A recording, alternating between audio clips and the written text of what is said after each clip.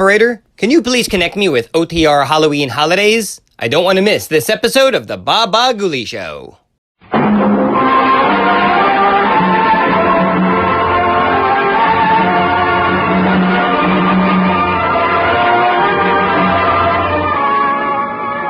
have flown. I have sailed. I have moved about this world of ours. And ever in search of the finest of its kind, we bring you the tops in spine chillers.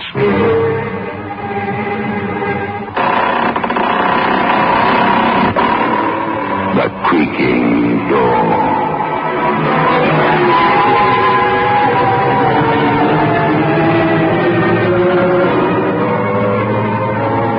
The manufacturers of State Express 3-5 Filter King cigarettes take pleasure in presenting The Creaking Door.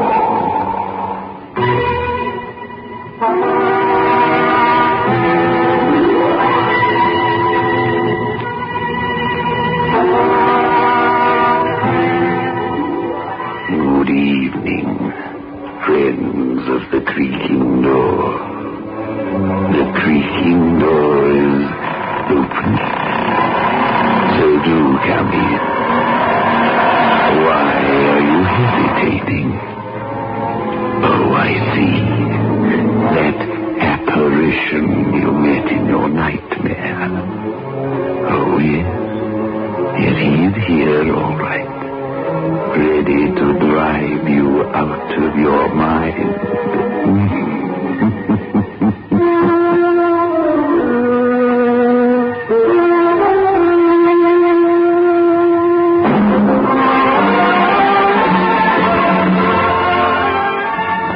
In world class. Get the taste of new smooth State Express 3-5s today. We promise you, it's the smoothest cigarette you can get.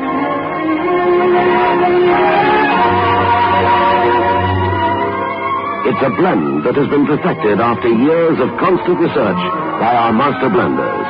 And the recent development of an entirely new process which gives you an even smoother 3-5 smoke. We promise you, it's the smoothest cigarette you can get. Smooth in world class. Get the taste of new, smooth State Express 3-5s today.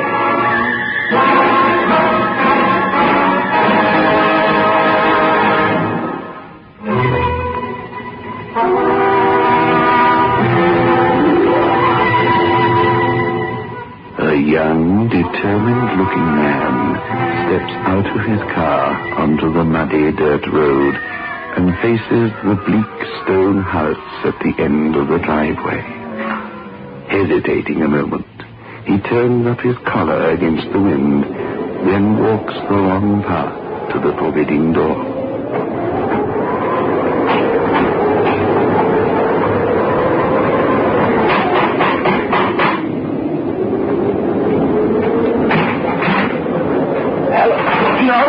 Keeping me out. You've got no right to force. I'm coming in whether you like it or not. What are you doing here? What am I doing? You can ask that. No point in arguing. Come in. We'll talk in the library. How did you find this place? It wasn't easy. You saw to that, didn't you? In here. Who was it, Carl? Oh. All right, Martha. An unexpected visit. You know my wife, Martha, don't you, Alan? Take some to drink, Martha. Yes. Sit down. We'll talk. I didn't come all the way out here to make conversation. Huh? What have you come for, then? What have you done with Julia? Clear the drinks, Carl. Alan? I've asked you what you've done with... Martha, perhaps Alan would prefer brandy to this. I prefer nothing. You shouldn't have done that, Alan. Those glasses are family heirlooms, very difficult to replace. What have you two done with Julia? What have we done? Am I my sister's keeper? I know she's here, someplace in this house. Don't try to tell me she isn't. I really wouldn't try to tell you anything in your present condition. Where is she? Upstairs? No, Alan. Upstairs, Mrs. Manning? Julia isn't here. What's got into you anyway? It's got into me. You made a good try, but it won't work. Julie and I are getting married, no matter what you do or try. That is your own personal business, and Julia's. All I can do is to assure you that my sister isn't here. And you have no idea where she is? No. And that's what you'll tell me next. As a matter of fact, you're right. My wife and I needed a rest. We moved from town and rented this house. Not according to the age. That's ridiculous. He told me Julia's name is on the lease. I'm afraid, Alan, you've been misinformed. I'm going upstairs to look. Carl! It's all right, Martha. Let him go. And when I find her, Julia's leaving this house with me. Carl, he'll find her now. I know. He'll see what she's become. Yes, Martha. Alan's in for the shock of his life. But there's nothing we can do about it now.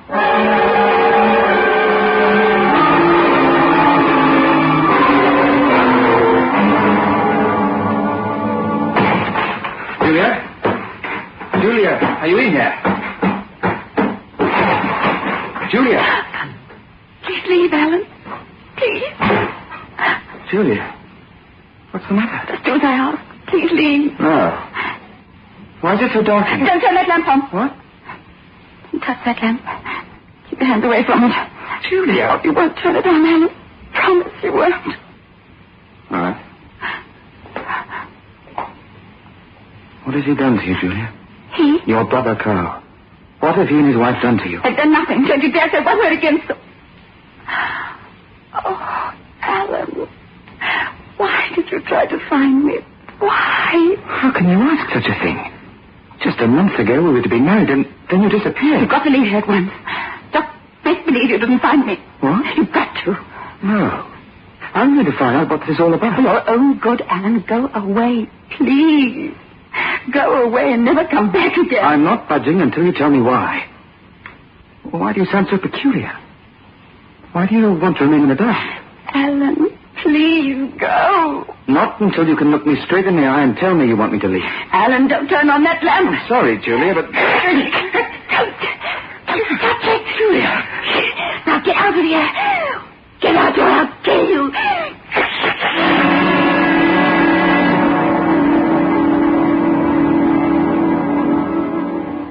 Feeling any better now, Alan? Yes, my face has stopped bleeding. The gash is where she clawed you, or rather deep.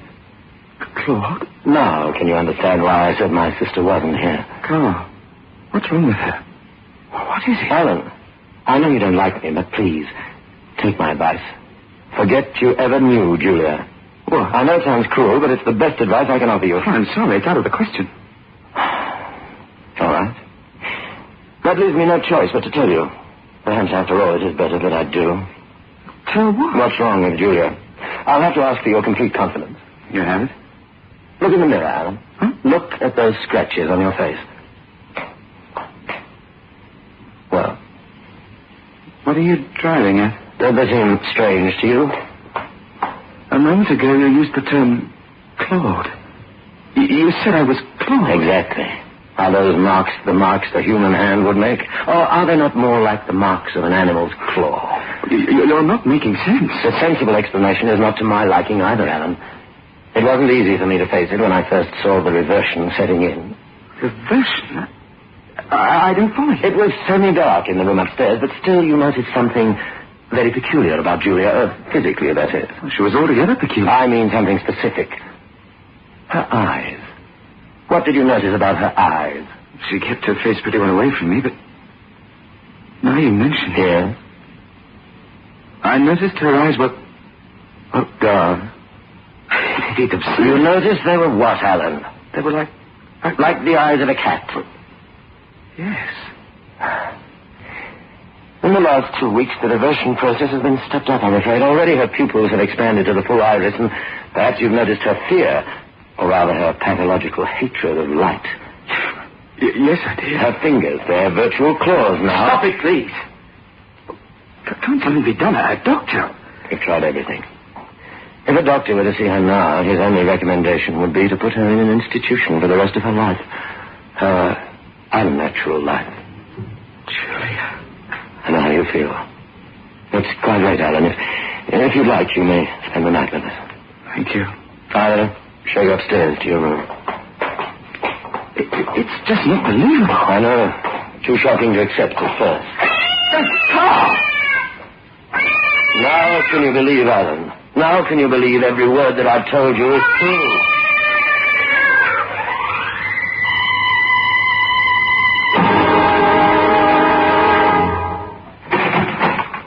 Julia. Carl. Julia, where have you been? Been? I don't know. You promised me you wouldn't leave this room. I've been looking all over the house and grounds for you. Now, where were you? Carl, please don't be angry with me. Please. I'm not angry, but for your own sake, you must do as I say. If you don't, I'll have to... Send me away. No, Julia. I'll just have to keep the door to this room locked. Oh, you'll never send me away. You'll never do I that. promised you, didn't I? Now, come on. Lie down. Carl, Alan's here tonight. I know. You let him see me. I couldn't help it. He insisted. You're letting him stay in the house. You'll go first thing in the morning. He can't take me away. You mustn't think about that now. I scratched him. I hated him. I didn't think I could ever hate Alan. I told you not to think about it. Everything's going to be all Will right. it? Oh, will I ever get better? Of course. Now, just lie back, Julia, and I'll soothe your forehead. I didn't mean to... You were going to say stroke. No, You were, weren't you? Stroke, as you would a cat. No, Julia, I wasn't. You mustn't put words into my mouth. You'll only make things worse for yourself. What is it? Julia, where were you tonight? No. Were you out of the house? I don't remember. Why? You were with someone. Try to remember. I can't. Why, Carl? Never mind, it's nothing. You're keeping something from me. No. You're hiding something behind you. You've got something in your hand. That's nothing, I tell you. Let me see what... Now, let go. Julia. My slipper. My slipper's covered with blood.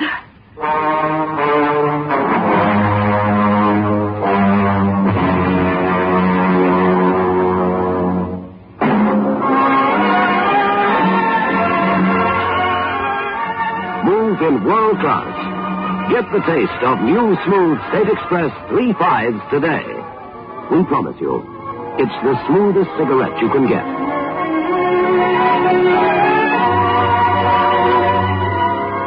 It's a blend that has been perfected after years of constant research by our master blenders. And the recent development of an entirely new process which gives you an even smoother 3/5 smoke. We promise you, it's the smoothest cigarette you can get. Move in world class. Get the taste of new, smooth State Express 3/5s today.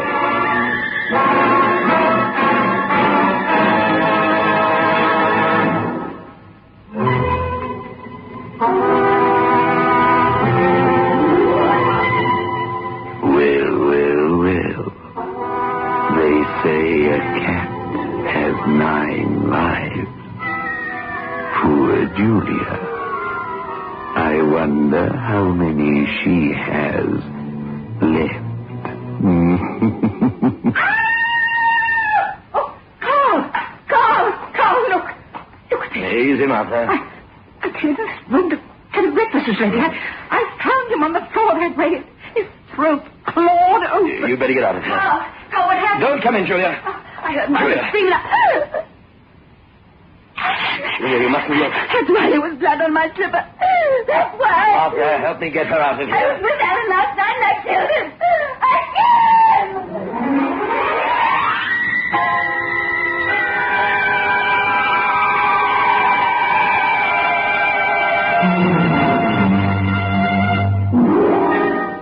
She's insane.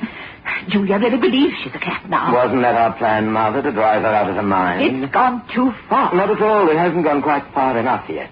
You'll howl like a cat again tonight. No, I won't. We've got to stop this right now. Oh, if she gets worse, she'll kill both of us. That'd be ridiculous. Julia couldn't kill anybody. And Julia didn't kill Alan. what? I killed Alan.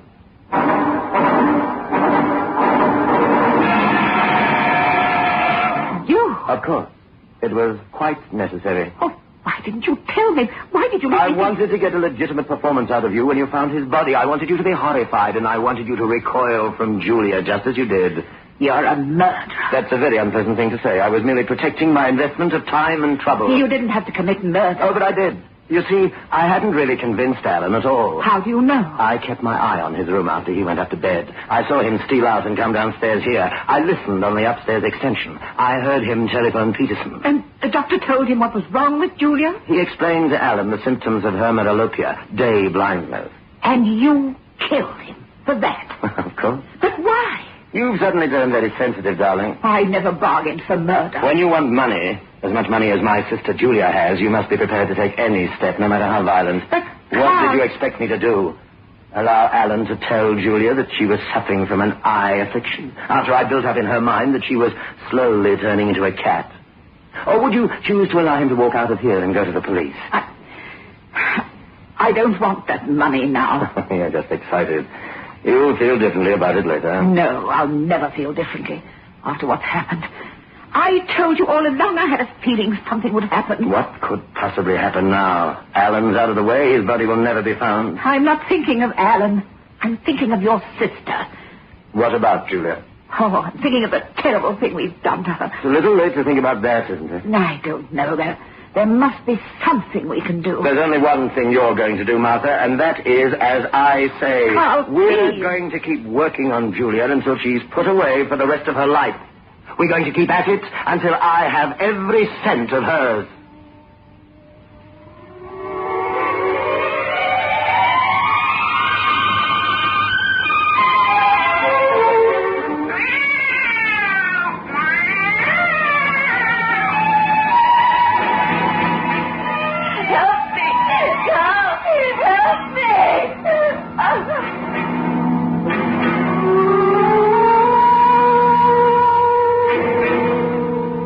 It's all right, Julia.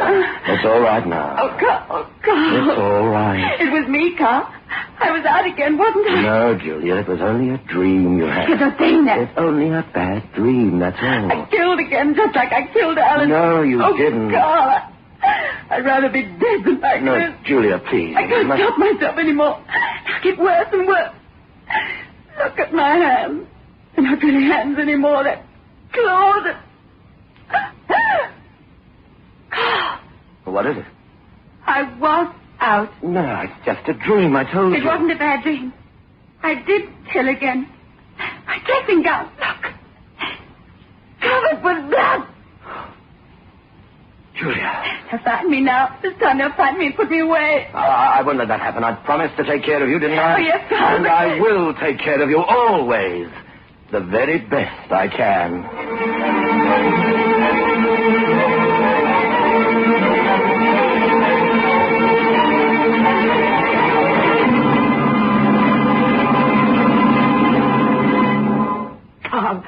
When are you going to leave her alone? When she's beyond help completely, and only then, Mother. I can't stand it anymore. You stand as much as I say you can stand. Now get hold of yourself. Won't be much longer. No, Carl. It won't be much longer. What do you mean? You'd better stop now. I'm warning you. Warning me? For your own good. That'd be ridiculous. You won't listen to me. You won't stop. Of course not. The plan is perfect. Nothing could go wrong now.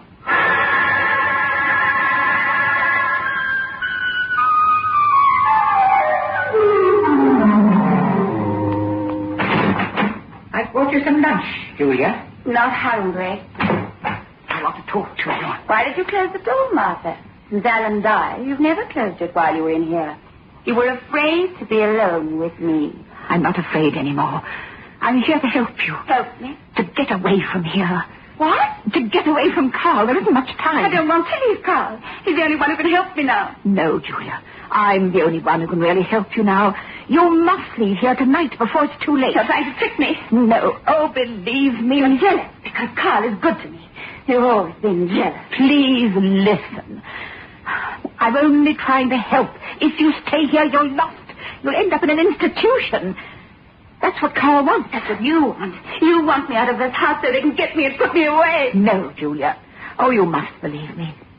At first, I did want that. Carl talked me into it. But now, it's gone too far. Now I only want to save you from Carl. Julia, you're not a murderess. What? You didn't kill Alan. And I did. And the other people I killed. There were no other people, only Alan, and you didn't kill him. Carl did. No, Carl wouldn't do that. He knew I loved Alan when I was... Before this happened to me. Carl killed Alan. I swear it. I can't believe. You must. It's your only chance. Carl put the blood on your slipper and on your dressing gown. It is all a trick to drive you out of your mind. And if you don't let me help you tonight, it'll be too late for you. They'll put me away? For the rest of your life. Well, Julia? You'll help me, Martha? Really? Yes, in every way I can. But what can you do now? I've planned it all. Tonight at dinner, I'll put a sedative in Carl's coffee. By 9, he'll be fast asleep, and I'll be waiting in the car for you. Do you understand? Yes, Martha, I understand. You'll be waiting for me downstairs in the car at 9 o'clock. And by the time Carl wakes, you'll be hundreds of miles away from here, safe.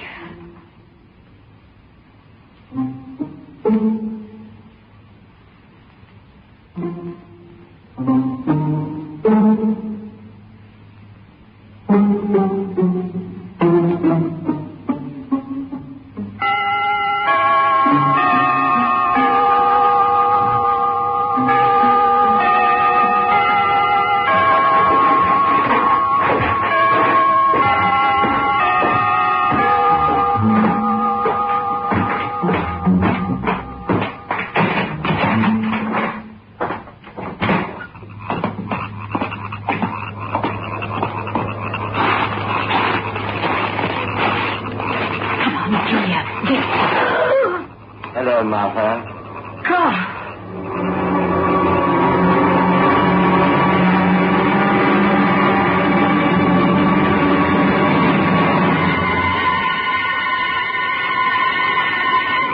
You seem surprised to see me, Martha. According to your calculations, I should be fast asleep at this point. Isn't that right? I don't know what you mean. Don't waste time fencing. I replaced the sedative with a quite innocuous powder.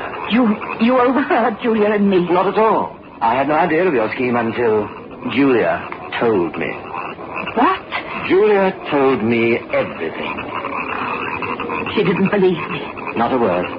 She thought you were only trying to trick her. You see, Martha, it was only a waste of your time and your life. What? Your life. Carl. I can't trust you any longer. That's fairly obvious, isn't it? Carl, you wouldn't... I've no other course now. Oh, you couldn't kill me. I once told you when you want something badly enough, no step is too violent. No. You see this, Martha? Oh! This is the iron claw that was used on Alan. Carl, no, please. After I'm finished, I'll call the police. I'll tell them about my sister. No. My completely insane sister, and the horrible thing she's done to my wife. No. And then I'll have everything I've worked for.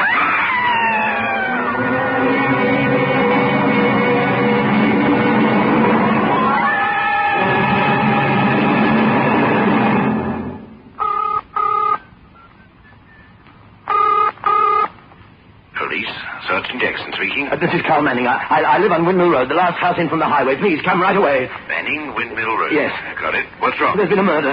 Murder? Yes. My wife's been clawed to death.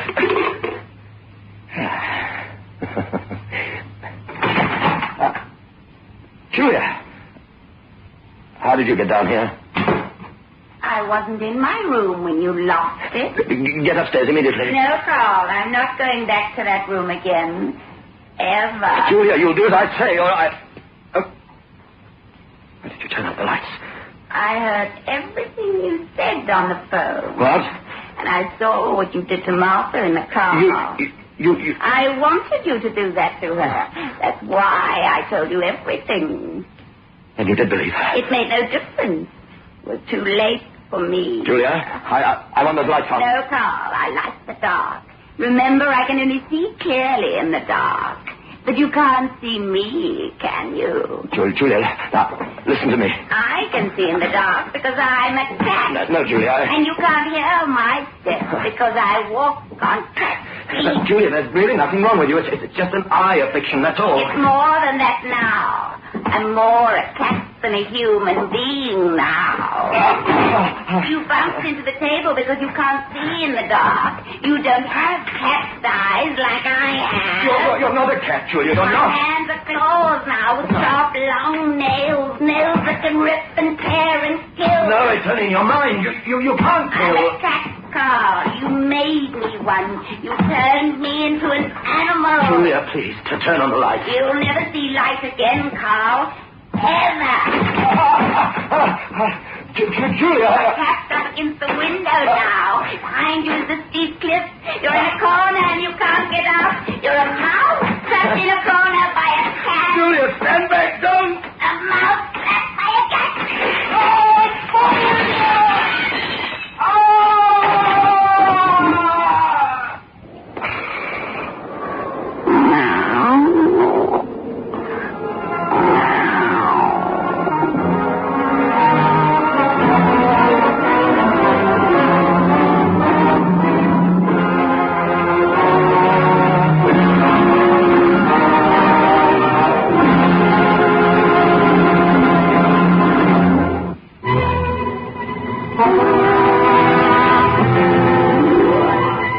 That's what I call the cat's whisker. Oh, the moral to tonight's fairy tale. Always be kind to animals. You can never tell when one of them will turn up to be a relative of yours.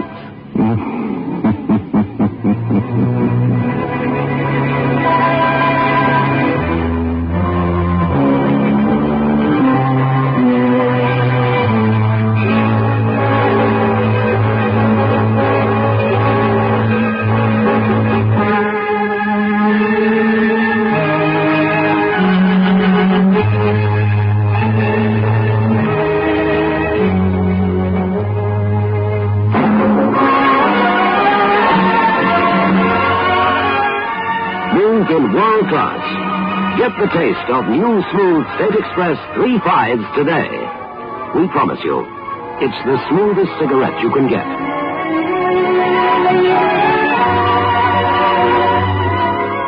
It's a blend that has been perfected after years of constant research by our master blenders. And the recent development of an entirely new process which gives you an even smoother 3/5 smoke. We promise you, it's the smoothest cigarette you can get. Move in world class. Get the taste of new, smooth State Express 3/5s today.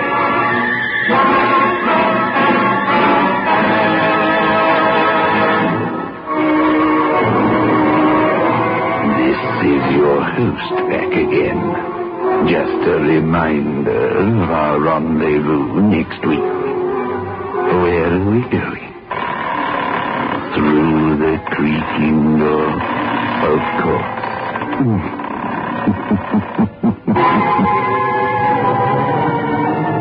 The manufacturers of State Express 3/5s Filter King cigarettes invite you to listen next Saturday at 9 o'clock when they will again present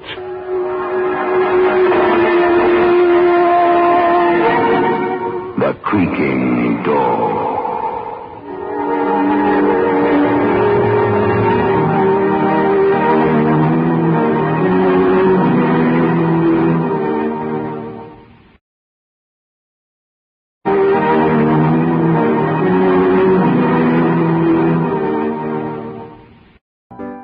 It's intermission time at the Bah Ghoulie Show. Time to refresh yourself and visit our snack bar. Got a yen for some hot popcorn? How's about your favorite soft drinks, which are sparkling cold? And there's all kinds of candy to tempt you. It's radio time, folks. Enjoy the rest of the program.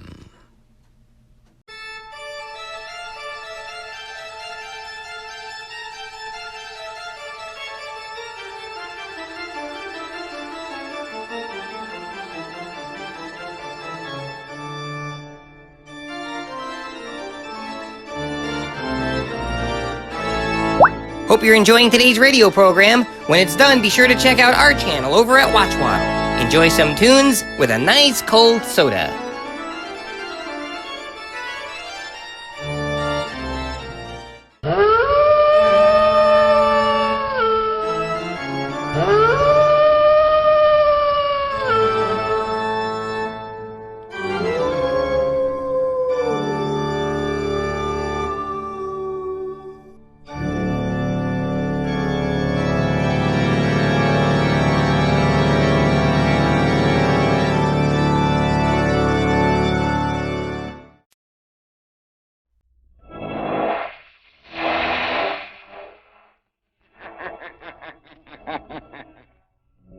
Who knows what evil lurks in the hearts of men? The shadow knows.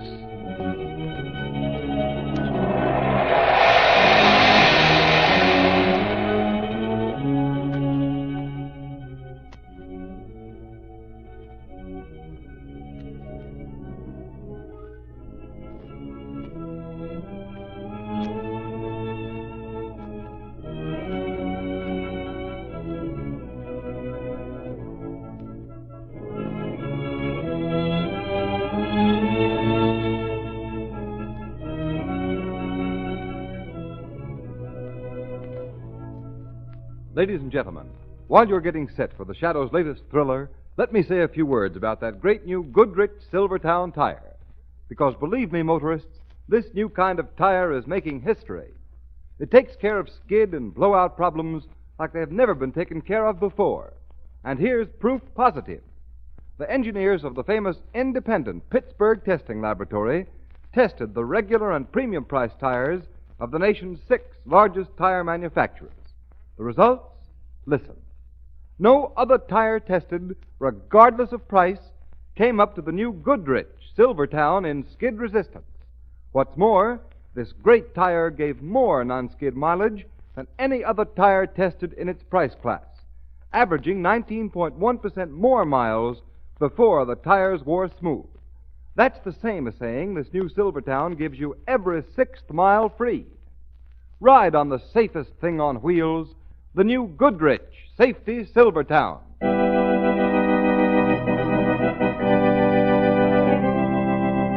The Shadow, Lamont Cranston, a man of wealth, a student of science, and a master of other people's minds, devotes his life to righting wrongs, protecting the innocent, and punishing the guilty.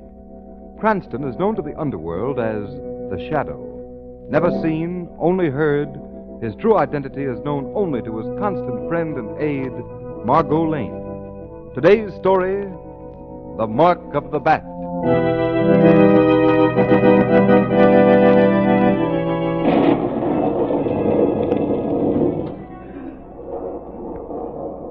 Alexei, come in the house out of the night air. I am coming, Marie. The dogs were restless, whimpering. Must be the storm coming. It is more than the storm, as you know it, Alexei. I'm not sure. Why aren't you in bed asleep? There'll be no sleep in this house tonight. Or any night. Then you've seen the great bats, too? Yes, I've seen the farmer's cattle. Bloodless, dead in the fields.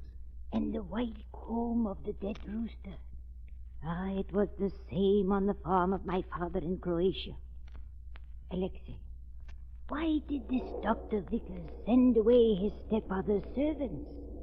Why does he pay us so much to stay in this house? Why do we stay knowing what we know? Jobs are hard to find, Marie. But I think we go soon, when the master of the house dies. It cannot be long, and I am not sorry. It is his own doing. He brought the bats here, set them free to kill. And now they take his life from him, in the night, in the darkness. Only for his daughter am I sorry. She is young. She was beautiful. But each dawn finds her more like those things from the grave. Have you seen the mark of the vampire on her, Marie? Yes. Only this morning. On her throat as she lay sleeping. The sins of the father. It is his punishment. The great bats are children of Satan. He brought them here from the caves he found in that strange country he wrote books about. Yeah. And he laughed at the stories I told him. The vampire bat is a thing of evil, leagued with the devil, stealing the blood of the living, that the dead may go on living in their graves. The storm is coming, Alexei. Well, it will drive the bats back into the cave in the mountain. That much is good. Marie! What is it? A shadow passed across the moon. Oh, the clouds of the storm, maybe. No. A bat, like a great bird. It is an omen, Marie, an omen. The dog howls. Yes, the dog howl. Quick, light the candle at the crucifix. Yes, the crucifix. Here comes Dr. Vickers. Yes, Alexei. It is quite fitting that you light the candle. Say a prayer, Mary. Dr. Vickers, is the master, Major Stevens, is he? Yes, Mary. My esteemed stepfather, Major Stevens, is dead.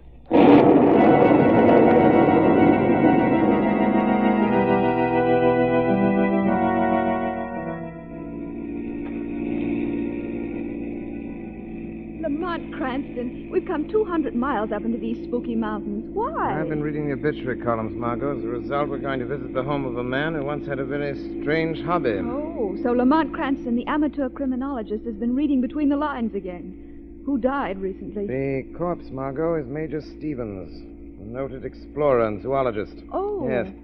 Before I tell you anything more, let me ask you a question. Yes? Do you believe in vampires? What? Creatures with the power to leave the grave, transform themselves into bats, and draw from the flesh of the living blood to feed the bodies of the restless dead? Lamont, are you serious? Quite. Of course I don't believe it. What's all this about? You guessing, or do you know? We're going on a curious mixture of theory and fact. I've known about Stevens for years.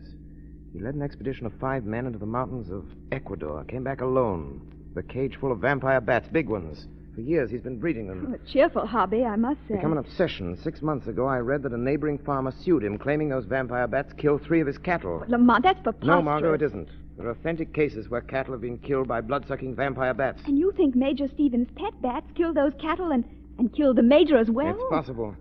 All of which leads to what, Lamont? Who are we going to call on tonight? Not Major Stevens, I hope. No, the Major is safely interred in his grave. Oh, you make it sound so cozy. Stevens had a daughter, Claire Stevens. I've checked up. She's suffering from the same ailment that supposedly killed her father, anemia. Oh. Stevens was wealthy. Claire's his heir, but she's underage, only 20. And there's a guardian in the picture, Dr. Vickers, who also happens to be the Major's stepson. I think I'm beginning to see. Apparently, Vickers is running things. He's even discharged the family servants and hired an old Slavic couple. Why? They're Croats, Margot, not very far removed from the atmosphere of their native land, where for centuries human vampires have been accepted fact. Now, do you see what I'm driving at? Yes. Yes, I'm afraid I do. Claire Stevens is being led to believe that she's a victim of human vampires. Yes.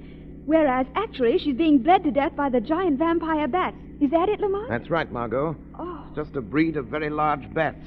I see. Oh, this is a lonely road. We haven't passed a car in ages. A little farther, huh? Good heavens.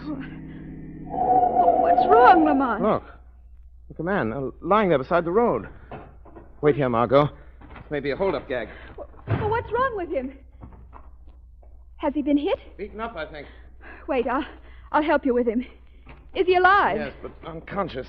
Lamont, there's a paper clutched in his hand. See what it is. Listen to this, Margot. Dave, if you love me, come and take me away from this awful house.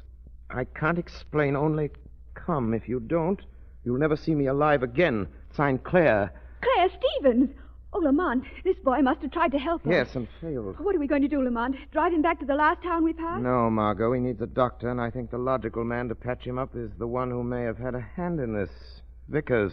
You're going to take him to the Stevens house? No, you are, Margot. Oh, but you'll be with me in that house. Yes, Margot, but in my role of the shadow. It'd be better if you're not Margot Lane. Pretend to be an old friend of Claire Stevens. If she's in danger, she won't give you away. All right. Help me get the boy into the car. Then I'll drive. Lamont! What's the matter, Margot? Lamont, look on his throat. Good heavens. Oh, a bat. Fastened to his throat. Kill it, Lamont. Yes. Yes, Margot. One of Major Stevens' pets. A vampire bat.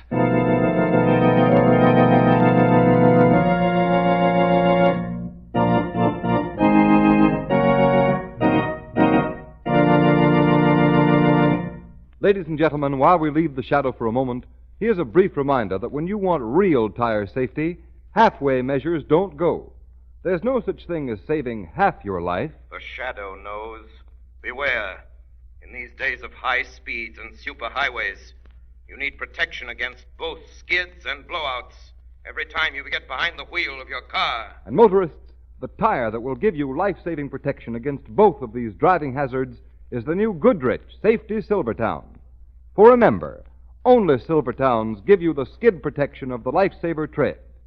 This amazing new Goodrich development protects you against the hazard zone of motoring, where a slippery film of water on the road can make complete command of your car almost impossible. The never-ending spiral bars of this lifesaver tread act like a whole battery of windshield wipers.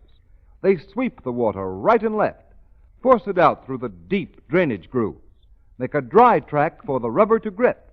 You stop quicker, safer on a wet pavement than you've ever stopped before.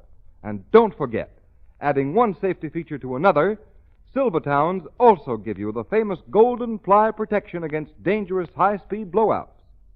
Why ride on anything but the safest thing on wheels, especially when Silvertowns give you these two great life-saving features at no extra cost?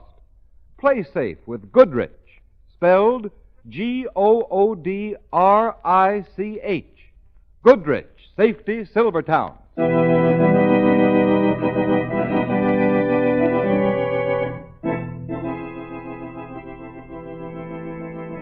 Alexei, who drove Dave Henderson here? A young girl, Dr. Vickers. She says she's a friend of Miss Stevens. A friend of Claire's, eh, Alexei? Yes. And young Dave Henderson. Odd that she should come here tonight. Strange that she should find him on the road. Where are they? In the room where the Major worked with the bats, Dr. Vickers. Good. Nothing could be better. It will save me considerable trouble. I locked the door. Unlock it. Then go back and watch Miss Claire's room. See she does not leave it. Why? What's the matter, Alexei? Your hand is shaking. You're afraid. Yes, and you would be afraid, too. Those caged bats in there, they killed the Major. I know. They're creatures of the devil. Nonsense. There's nothing to worry about. I have released the good Major's pets. Taken them out of their cages and sent them back to the bottomless pit in the grotto. Yes, but a bat like a bird of evil flew across the moon the night the Major died. It was an omen of death. Tell that to Miss Claire. She'll believe you. And watch carefully, Alexei. 2, perhaps 3 of those bats may fly across the moon tonight. More omens of death. But now, go upstairs. See that I am not disturbed. Yes, Doctor.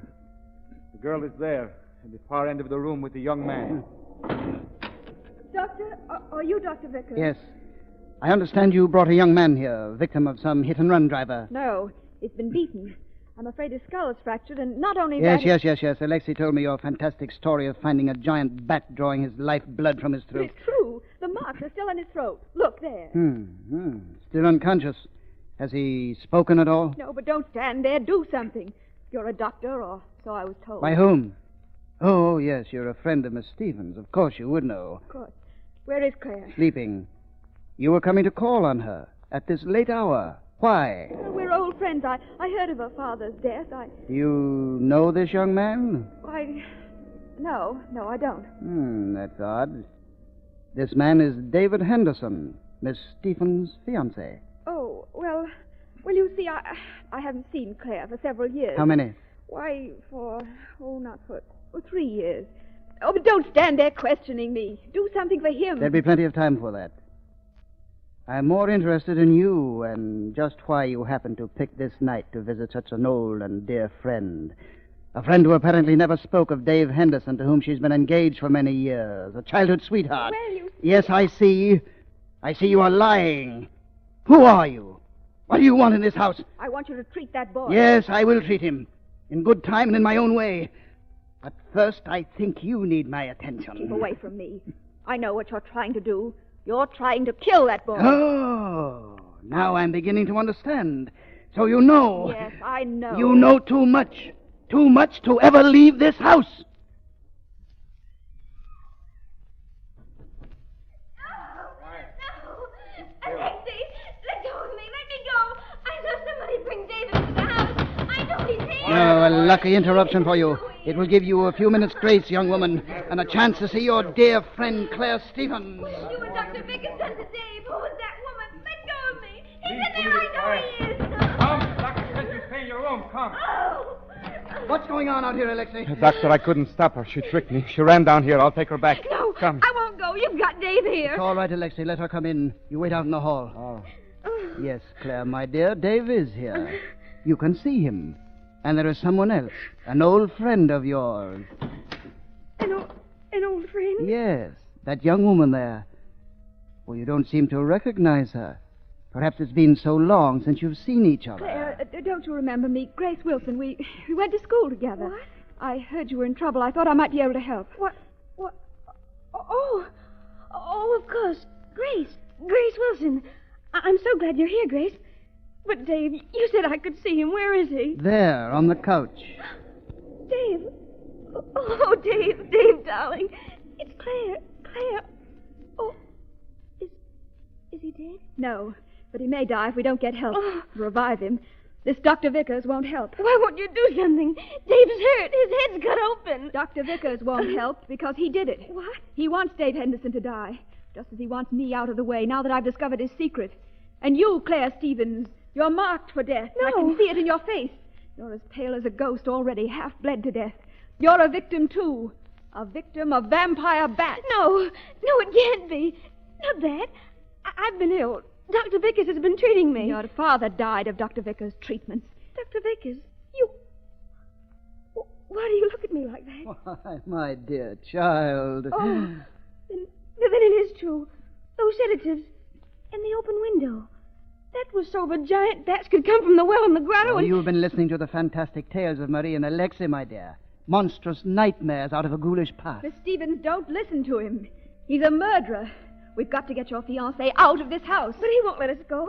The door's locked. He has the key. Yes, my dear, you are quite right. The door is locked. I have the key. The only way out is through that door leading to the tunnel in the cave. To the bottomless pit your father so aptly named the Well of the Bats. Father sealed that tunnel when the bats escaped. Yes, but I opened it again. It will come in very handy. Tonight. The storms have kept the bats in the grotto for many nights now. They must be very hungry for blood. What a feast they will have. Come, Claire. No. The vampires are tired of coming to you. It is time you visited them. Oh, Stevens, get back. Keep away from Stupid me. heroics will not save you. Keep back, young woman, or I shall have to shoot you. The bats won't mind. Not so long as the blood in your body is still warm. Come, Claire. Come with me. No. Very well. Perhaps you would rather follow your beloved David. I'll take him first. No, don't. He doesn't know anything. If you'll only let him go, no. I thought that would bring you to me. Dr. Vickers. Dr. Vickers. You are startled, Doctor. I see in your eyes and read in your reeling mind questions. Questions beating in your brain like the black wings of your destroyers. Who am I? Where am I? Is this voice you hear real, or the trickery of a mind warped and twisted by the remorse of murder done and murders yet to come? No. The gun in your hand trembles, Dr. Vickers. Your lips are dry. But you... Who are you? The Shadow, Dr. Vickers. The Shadow! The Shadow! It would seem you have heard of the Shadow, Doctor. Yes, I've heard of you, Shadow. Do you believe what you have heard? Yes, I know all about your devilish tricks of mesmerism. Hypnotic influence. I know you're here, in this room, that I can't see you. I know my gun isn't any use against you, but that won't stop me. I'm going into the grotto, and I'm taking these girls with me. Both of them. Try to stop me, Shadow, and I'll shoot them both. All right, Claire. And you too, Miss Wilson, or whoever you really are. Quick, get through this door, unless you want me to use this gun. No, don't. We'd better do as he says, Miss Stevens. Come on. All right, Shadow. Let's see you follow me through this door. It bolts on the inside, and by the time you've broken it down, the vampire bats will be feasting on these two women, the only ones who stand between me and Stephen's fortune. It should have been mine in the first place, and now it will be. It will be mine! Don't be too sure, Dr. Vickers, for the grotto will be filled with shadows. Shadows of the living, and shadows of the dead.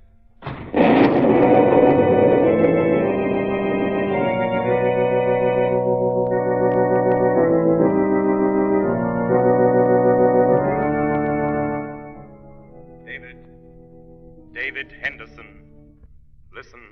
Listen to me. Wake up. Listen. Oh, my head. It aches. Listen, David Henderson. You came to save your fiancée. She's in danger. Dr. Vickers has taken her to the grotto, to the Well of the Bats. What? Claire gone into the cave? Yes. What? Well, who am I talking to? There's no one here. Oh, I must be out of my mind. No. There is someone here. The Shadow. The Shadow? Yes. Don't be alarmed because you cannot see me. Even to those I try to help, I must remain unseen, unknown, for their own safety. There is no time to explain the whys and wherefores of my presence. I'm here to help you and your fiancée. If we don't get into the grotto and stop him, Vickers will kill Claire Stevens and a girl who is with her. No. Kill them and drop them into the Well of the Bats. That heavy door leads to the pit.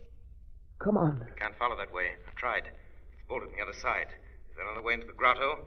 Any other way of reaching the pit? What? Yeah, there is. One other way. Major Stevens showed me years ago. Where?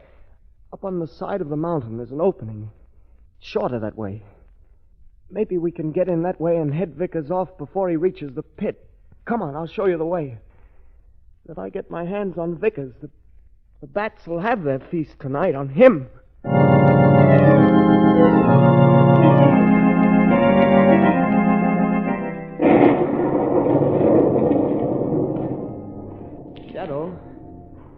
Shadow. We're almost there. Shadow. I am still close to you. Go on.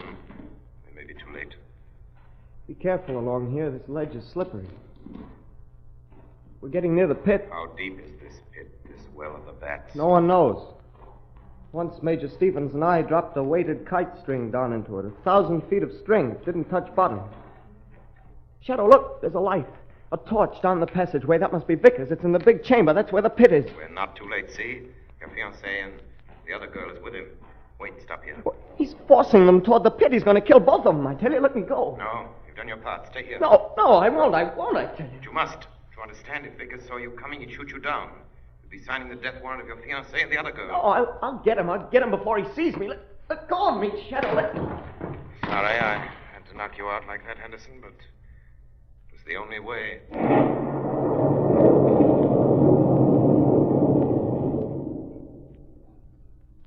They'll kill you for this, Dr. Vickers. The police will find it out. They'll hang you. I think not. My dear Claire, you see, to prove a murder has been committed, there must be some trace of the body. The vampires will leave little in the way of evidence. Have you forgotten the Shadow, Dr. Vickers? Do you think he'll let you live to enjoy the fruits of this ghastly thing you're about to do? So you're still counting on the Shadow to save you? He may not be able to save us, but you'll never get away from him unless you follow us into that pit. Oh, hope and faith die hard. I've been wondering why one of you didn't try to get away from me, so I would have an excuse to shoot you down. Oh, you need an excuse. No, not really. But there is something fascinating about watching the reactions of people who are about to die. But now I give you your choice. Turn, take each other's hand, and walk straight ahead into the darkness. Or stand there while I count. Oh, no. No, not 10. That is too definite, too certain. I will merely count number after number until my trigger finger obeys the impulse to shoot. No, don't. Oh, Dave! Oh, she's fainted. That should make it easier for you. And for her. That's right. Hold her up. Steady her. 1, 2. What a feast the vampires will have. 3. The bats. They're waiting. 4. Far down in the pit. 5. By the thousands they cling to the clammy walls. 6. Hanging heads downward with folded wings. 7. Waiting. 8. Waiting! Yes, Vickers. Waiting.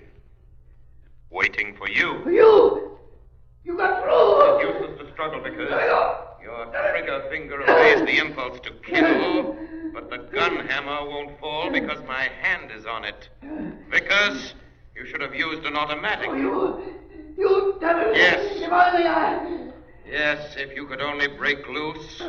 Try it and your arm will snap like the stem of a pipe. Let go. I knew you'd find a way, Shadow. You can let go of her now. Where is she? Is she all right? Yes, she just fainted, that's all. Oh, there you are, Vickers. So the Shadow got you. Well, you'll hang for what you did to Claire's father, but first I'm going to pay her for torturing... No, you won't! No, you won't! Stop! And I won't hang! Stand where you are, or I'll shoot. Go ahead! Shoot! Shoot me! The Shadow was right. The vampire bats are waiting for their feast. For me! And I won't disappoint them! They'll have their feast! They'll have their feast! Now! Now!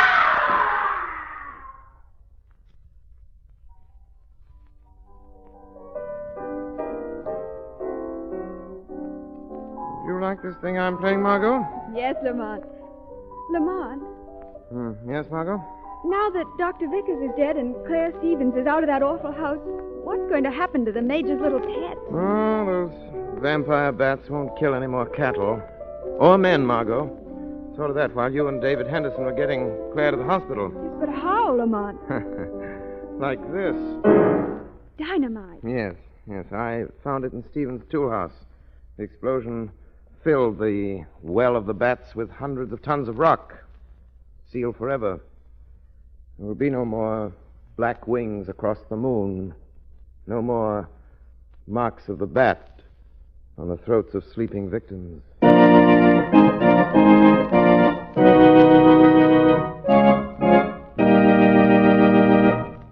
You have been listening to a dramatized version of one of the many copyrighted stories which appear in the Shadow magazine, now on sale at your local newsstand.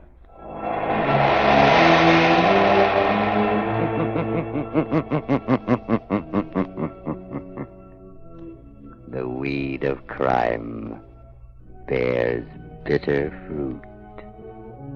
Crime does not pay. The Shadow knows.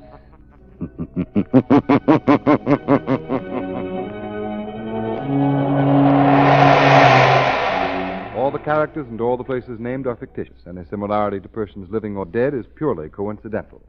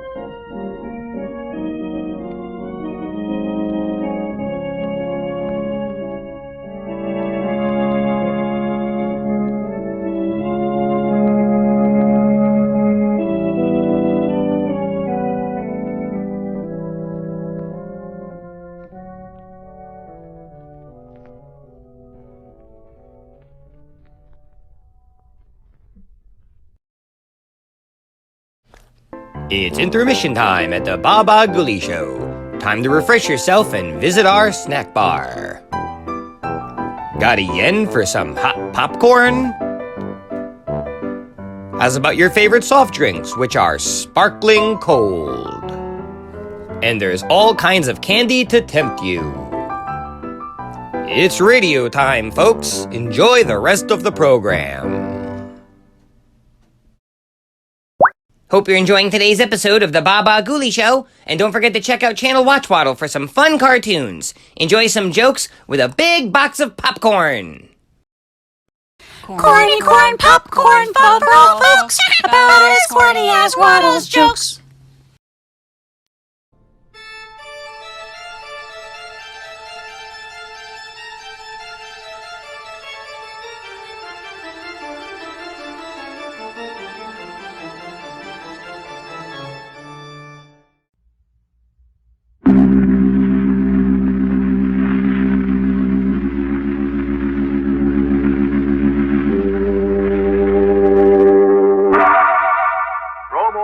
Invite you to the Creaking Door for another Inner Sanctum mystery and remind you to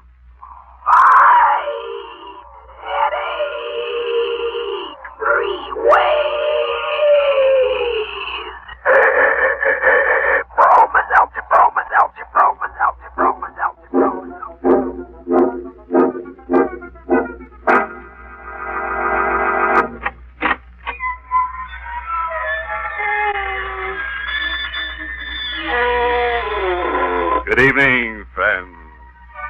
This is your host to welcome you through the creaking door into the inner sanctum. Come in, won't you? I'd like you to meet some new guests we've just dug up. Now, that peculiar cadaver standing off the corner by himself has a serious case of claustrophobia. Poor stiff. He just can't stand shrouds. Now, this fella to your right was a mountain climber in life. He took his wife on an alpine hike, and while they were going up an icy slope, he cut the rope that held them together. Said he just couldn't stand being tied to one woman. And now, meet our most forgettable character, Wild-Eyed Willie. One day, Willie's ugly wife bit him. So, in anger, he buried her in the backyard. 6 months later, his homely mate came up as a dogwood tree to haunt him. Now, according to Willie, her bark is much worse than her bite.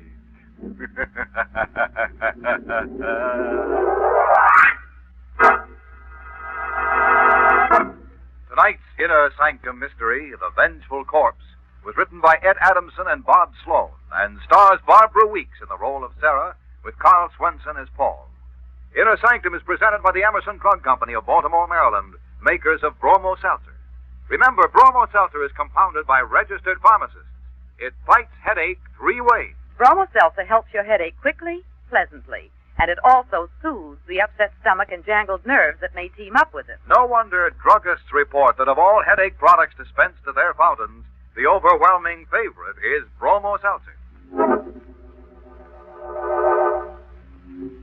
Please, friends, absolute silence. We want it so quiet you can hear a head drop. In the small hillside New England cemetery, a chill evening wind stirs the leafless trees with a complaining murmur. A blood-red moon probes through the branches with grotesque fingers, touching the faded headstones with their eerie light. The frail, drawn-faced young woman sits on an old stone bench, listening acutely to the rustling of the branches, as if to capture some word whisper of the dead, forgotten past. Sarah! Sarah! Huh? Sarah, where are you? Oh, Paul, I'm here, over here. Sarah, I've been looking all over for you. What are you doing out here, anyway? I was called out here, Paul. What? The wind. There was a voice on the wind, and it called me to come out here. That's just in your mind, darling. No voice calls you. Yes, Paul, it did. I recognized the voice. You recognized it? Then whose voice was it, dear? It was old and tired and sort of cracked. And yet I could recognize it as my own voice. You heard your own voice? Yes, Paul. And it was strongest right here where I'm sitting now, among my family graves. Hello there! All that voice. Hello! It's just Mr. Griffin, the caretaker. I asked him to help me look for you. Oh, well, I see you found your wife all right, eh, Mrs. Seaton? Yes, I found her, Mr. Griffin. I thought I saw Mrs. Seaton come to the graveyard here earlier. I didn't expect she'd still be... Well, what's wrong? What's the matter, Mr. Griffin? Just that I get sort of a funny kind of feeling every time I pass this grave here. What do you mean? What are you talking about? That grave, that one there, the one right next to you. Why? What's the matter with it? Well, ain't you noticed there's only one name on the headstone? The first name, Hester. That's strange. My family name is Randolph. Wasn't this woman a Randolph? Oh, you don't know the story? What story are you talking about? The kin who buried this Hester woman didn't think she deserved the family name, so they left it off the headstone. Why? Why didn't they give Hester her full name? Because they didn't want anybody to know who she was, I guess. You see, Hester was burned at the stake for witchcraft. Witchcraft? That's what they say. Mr. Griffin, my wife is an ill woman as it is. Let him go on, Paul. No, but Sarah... What else, Mr. Griffin? Well, that's all, Mrs. Seaton, except that Hester claimed at the stake that they were burning an innocent woman. She could be heard shouting it as the flames licked around her. She threatened with her last breath to get even someday. How could she get even? I don't know, but according to the story I heard, Hester said that this here town owed her the years of her life that they took away. Well, now, this is completely ridiculous. It's only a legend. Mr. Griffin, tell me, how many years ago did all this happen? Well, it's right here on the headstone, you see. Hester, a lost soul, born October the 13th, 1759. Died... Good heavens. What's wrong? Look, Mrs. Seaton. The date of Hester's death. It's worn away.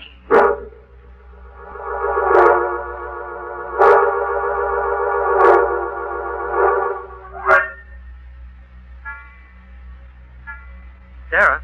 Yes, Paul. What are you doing out of bed? When'd you get up? Why, just a minute ago, I can't sleep. She keeps calling me. I hear her voice right here in this room. Just a few minutes ago. What? She was begging me to help her, telling me she never really lived and pleading with me to bring her back to life. Sarah. I thought I saw her. No, Sarah. Believe me. She was dressed in a black dress, and there was a large W on it. That's for witch. And in her hand, she held a flaming torch. I'm going to call the doctor, darling. This is not... Someone's at the door. All right, I'll see who it is. No, wait. I'll go. Good evening, Mrs. Seaton. Why, Judge Foster. I hope I didn't awaken you folks. I saw a light in the window. Oh, that's all right, Judge. Come right in. Thank you. I'm sorry to bother you this time of the night, Mr. Seaton, but I was looking out of my window on the other side of the cemetery, and I thought I saw something or someone prowling around out there, and I wondered if they come over this way. Who was it? Oh, I don't know. Someone carrying a torch. A torch? Go on, Judge. Well, of course, it could be that my eyes were playing tricks on me. They're not so good. But as far as I could make out, it was a woman dressed in black. Paul. You saw this woman, Judge? You're sure? Well, I'm pretty sure I saw her. Of course, it's kind of dark out there, but it looked to me like there was something on the front of her dress. What do you mean? Well, there was the letter W. A big white letter W on it. Hester. It was Hester, just as No, Sarah. Hester? Who's Hester? Hester Randolph. That's who you saw. She was in this house, No, too. it must be a trick. You see, someone is trying to frighten you to make you worse. Now, hold on, folks. Hester Randolph was buried over 100 years ago. She's come back to life. Mrs. Seaton. Judge, my wife is ill. She doesn't realize what she's saying. I know Hester's alive. You didn't believe me, Paul, but Judge Foster saw her, too. Well, I didn't see anybody who's been dead 100 years. What is it, Judge? Don't you smell it? Yes. Something burning. It's the odor of burning flesh. Look, out there on the back lawn, stuck in the earth. A torch. A flaming torch.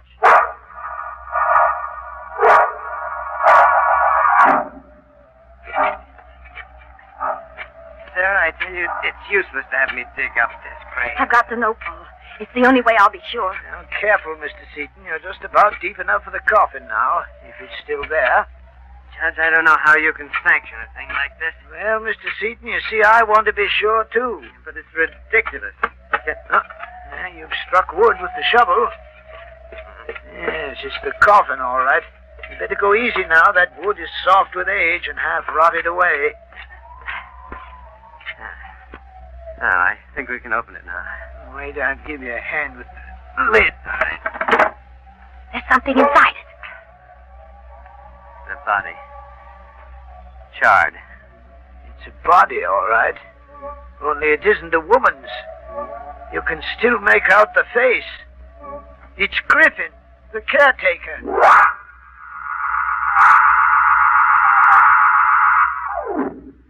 Dr. Norton, I am so glad that you've gotten here. I came as soon as I could, Mr. Seaton. What's wrong?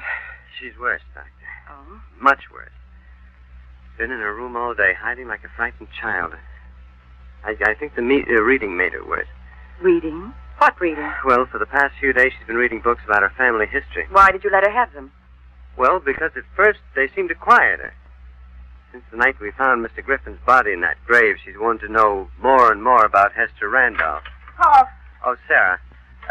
Dr. Norton's here, dear. you've got to warn him, Paul, before it's too late. Warn who, Mrs. Seaton? Judge Foster. He's in danger. Hester will kill him next. What? It's in the records of the court. The magistrate who sentenced Hester to death at the stake was a man named Foster. Now, Mrs. Seaton, you're just upset. Please, believe me. Judge Foster is a direct descendant of that magistrate. Sarah, Hester's dead, dear. The dead can do no harm. Oh, Paul, you don't understand. She's killed one man already, and now she's going to kill another. She swore she'd get that revenge on the magistrate and on the man who was her accuser. Mrs. Seaton, all this took place over 100 years ago. Then what about Mr. Griffin? Well, what do you mean, Sarah? He had the same name, too.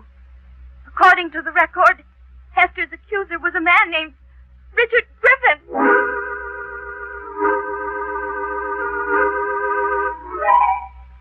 So, Judge Foster, my wife insisted that I come over here and warn you about Hester. Well, thank you, Mr. Seaton, for troubling, but I'm not a bit worried about the similarity of names. Well, I didn't admit it to Sarah, but the coincidence with Griffin was strange. Well, the dead never frighten me, Mr. Seaton. But thank you for coming over. Oh, by the way, can I drive you home? No, thanks. Dr. Norton is waiting for me outside. Good night. Good night, Mr. Seaton.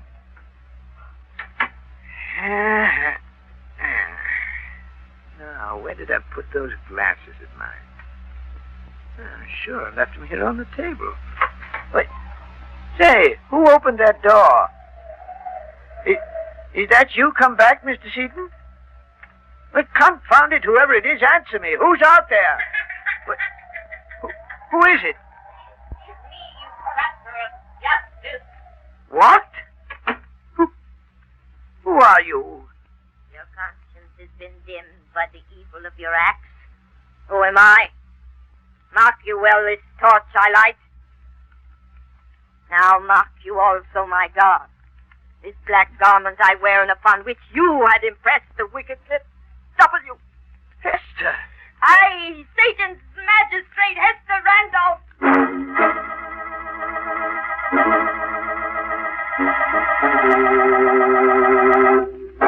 You are listening to Inner Sanctum, brought to you by...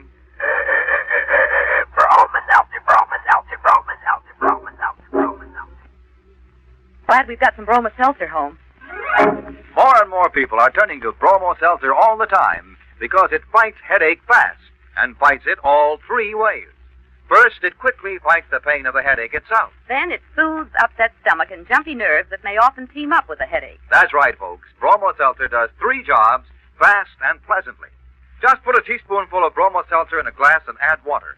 It fizzes immediately, sparkling and refreshing, ready to help your headache all three ways. Why wait, folks? Keep that familiar blue bottle handy at home and at your place of business. Yes, friends, it's smart to be prepared for headaches at all times with Bromo Seltzer. It's on sale at all drugstores. Get a bottle today or tomorrow. Simply ask for... Broma Seltzer, Broma Seltzer, Broma Seltzer, Broma Seltzer, Broma Seltzer. That Hester character. You know, that's the way a dame gets when she's burned up. Makes a specter of herself. You know, folks, I kind of feel sorry for old Judge Foster. When Hester showed up, the poor guy didn't know which way to turn. To turn away which. They should have believed Sarah Seaton. She sure had Hester dead, or rather alive, to right. Yes, indeed, it's a wise descendant who knows her own forebears.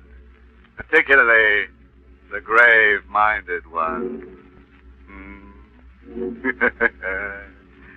Well, now, let's get back to our flaming fable and see what's cooking for the next stanza. Paul. Paul, wake up. Paul, please, wake up. Oh, Sarah. What's the matter, darling? I've just had a terrible dream. I'm afraid. No, easy, dear, easy. I dreamt that Judge Foster was killed tonight. By Hester. You did warn Judge Foster, didn't you, Paul? Yes, of course, Sarah. Where are you going, dear? I'm getting dressed. I'm going down to tell the judge myself. You are staying here. Oh, please, No. please let me go. It means a man's life. You heard what Dr. Norton said, dear. Under no circumstances are you to leave the house. You're to talk to no one. Why am I being kept here like a prisoner? Why don't you let me speak to... Oh, what was that? Sounded like a door banging in the wind. Yes. Oh, there it is again. It's in the rear of the house. Didn't you lock that back door? Mm-hmm. I'm sure I did. I'd better see what happened. Wait, I'm going with you. I'd better turn on a light here in the kitchen. No, you won't have to. I can see. It's the door, all right. Guess I must have forgotten to spring the latch fast. Paul! Sarah, what's the matter? Out there. By the trees at the end of the lawn. I thought I saw a figure. All right, just stay here, dear. I'll be right back. No one out here, Sarah. You sure? Positive. Probably just a shadow. Paul! There is someone right here! Sarah! Sarah! What happened? Sarah? Where are you? Sarah!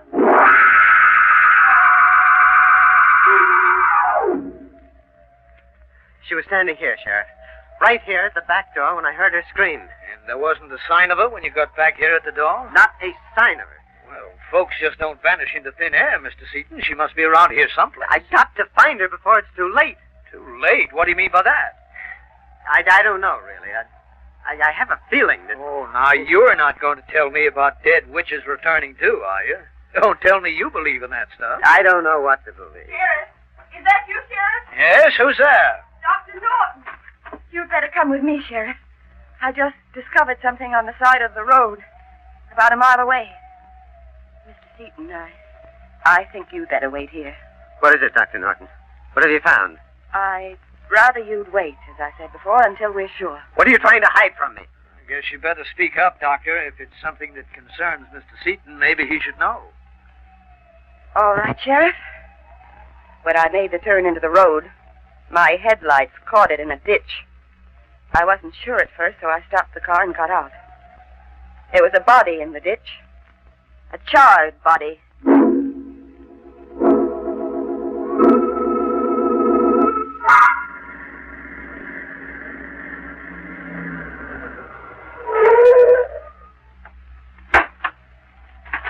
This way, Sheriff. Over here to the right. Where is she? Easy now, Mr. Seaton. Right here, Sheriff. Now, wait, I'll switch on the flashlight. There. Sarah. Wait. Just a moment, Mr. Seaton. Dr. Norton has made a mistake. What? This corpse isn't your wife. I can tell by that ring.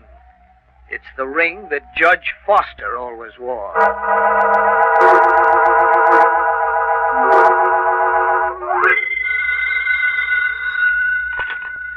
Hello? Oh, yes, Sheriff. Any news yet? Well, why can't your men find her? It's been 6 hours already. No, I haven't heard a word. Yes. Please call me as soon as you hear anything, will you? Who's there? Who is it? Oh, open the door. Hurry. Sarah! Yes, quick, let me in.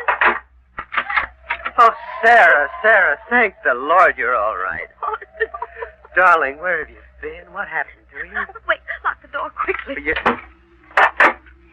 She doesn't know I've come back. She's still looking for me. Hester! She was out there, Paul. That's why I ran from the house. She called to me from the road. Maybe go with her. Go where? To the cemetery. She kept me there, torturing me, begging me to change places with her. Darling, you're not making sense. Please, believe me. We've got to get away from here tonight. Right now. She'll kill me if we don't. She wants my life for the one she never lived. Now, stop it. Stop. Now, get hold of yourself. There is no such woman as Hester Randolph. I saw her. I spoke to her. The woman you saw is somebody else, somebody living, who wants you to believe that she's Hester. She wants everybody to believe it. But Why, Paul, why? Because she's a cold-blooded murderess. She's killed 2 people already, and she's trying to drive you out of your mind completely. Then who? Who could it be? I wasn't sure before. Now I'm almost positive. It's Dr. Norton. Dr. Norton? Now, you saw this Hester, Sarah. What was she like? Like a ghost. Hmm? Like a shadow in the light. You can see her face, and yet you can see through it. Beyond. No. That was just an illusion created by the night, dear. And perhaps some other tricks of a clever, scheming woman. You'll see. I'll prove that Dr. Norton is... It's the back door, Sarah. It's blown open again. Leave it. We've got to get out of here. No, you stay here. I'm going to see who opened that door. Please hurry. Don't leave me alone so long. We're not in a moment. Paul! What is it, Sarah? Don't come in here.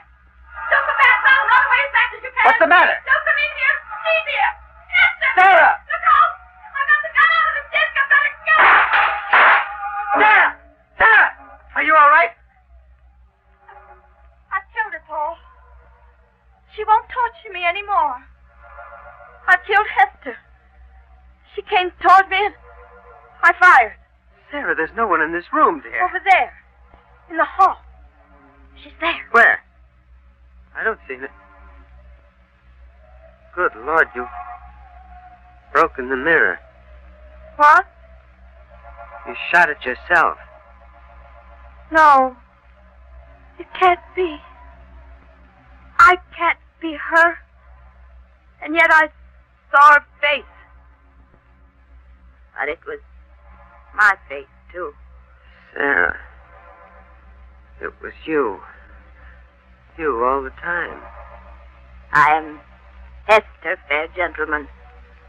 It is warming to have such a friend as you to stand beside me in this mockery of justice. Oh, Sarah, Sarah.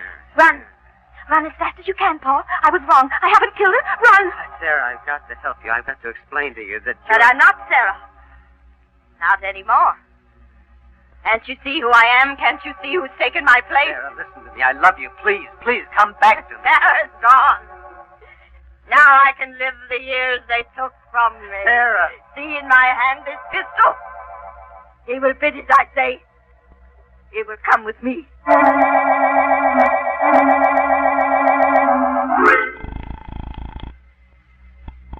Still no answer, Sheriff? No answer, Dr. Norton. I can't understand it. Mr. Seaton was home when I called just 15 minutes ago. I warned you, Sheriff, to have that house closely watched. Well, I can't do 100 things at once. I've got every available deputy out looking for Mrs. Seaton. Don't you realize she may have gone back to their house? Don't you realize that she's the one who might be Hester? Mrs. Seaton? Hester? What the deuce are you talking about? I'm talking about dual personality. Mrs. Seaton is suffering from a nervous breakdown, and it's entirely possible that she's the one who killed Griffin and Judge Foster. Well, you should have told me this before, Doctor. Come on, we're getting right over to the Seaton house.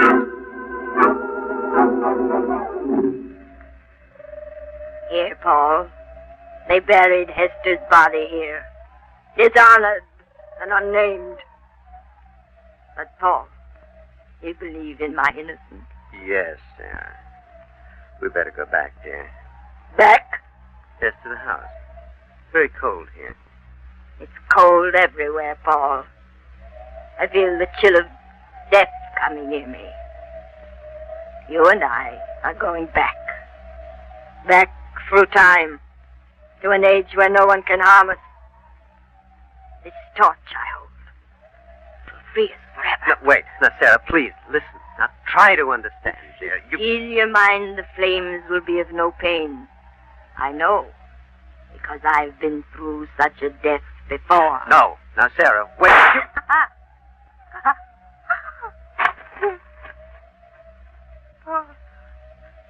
Paul, Hester's going. Mr. Seaton, Sarah. are you all right? Yes. Looks like we got here just in time. Paul, she's going from me. Forever. Oh, Sarah. She's dead, Mr. Seaton. I'm sorry, Mr. Seaton. Sheriff. What is it? What's the matter? Look, the headstone. I didn't notice that before. It's been recut. Oh, what do you mean? Don't you see what it says? Hester Randolph, a lost soul. Born October 13th, 1759. Died September 12th, 1949.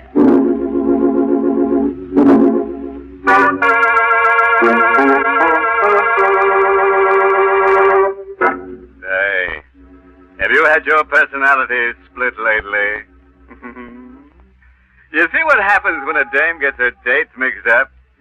Poor Hester. She didn't know whether she was coming or going to the grave. Now, look, if you should be in an old New England cemetery some night and one of the headstones should move, don't be frightened. It's probably just Hester coming up for a hot date again. Oh, by the way, there's no parting moral attached to tonight's tale. I'll just leave you with your own thoughts. As horrible as I hope they are.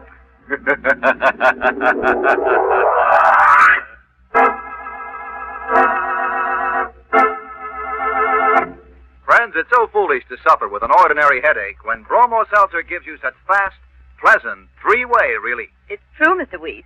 Bromo Seltzer is so pleasant to take, and it works so fast to help your headache all three ways. Yes, Bromo Seltzer speedily fights the headache pain itself. Then it goes right to work to soothe the upset stomach and jangled nerves that often may team up with a headache. Try it next time you get a headache. Prove to yourself just how fast it works to help your headache all three ways. We've tried a lot of headache products, but it's Bromo Seltzer from now on for our family. You'll say the same thing, too, once you've discovered Bromo Seltzer.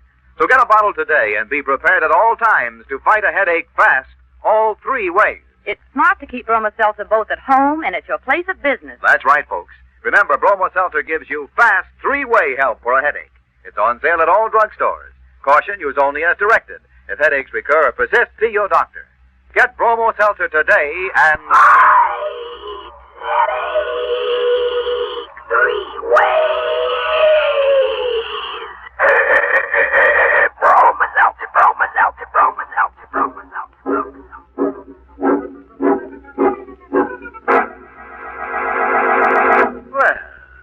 Time to close that squeaking door for another 7-day rest until next week at this time, when Bromo Seltzer brings you another Inner Sanctum mystery, directed by Hyman Brown.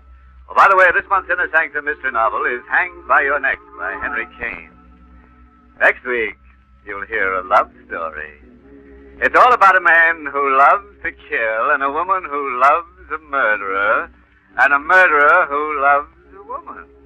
It's the eternal triangle, but dipped in blood. So won't you be with us when we take you on a honeymoon in a chamber of horrors? Until next Monday, then. Good night.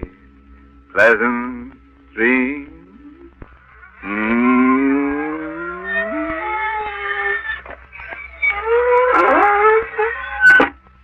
This is Dwight Weiss inviting you to tune in again next Monday at the same time to Inner Sanctum, which is brought to you for your entertainment every Monday by... This is CBS, the Columbia Broadcasting System. Thanks for watching the Bah Ghoulie Show by OTR Halloween Holidays. This is Waddle the Duck saying check out Channel Watchwaddle for some fun cartoons with no static.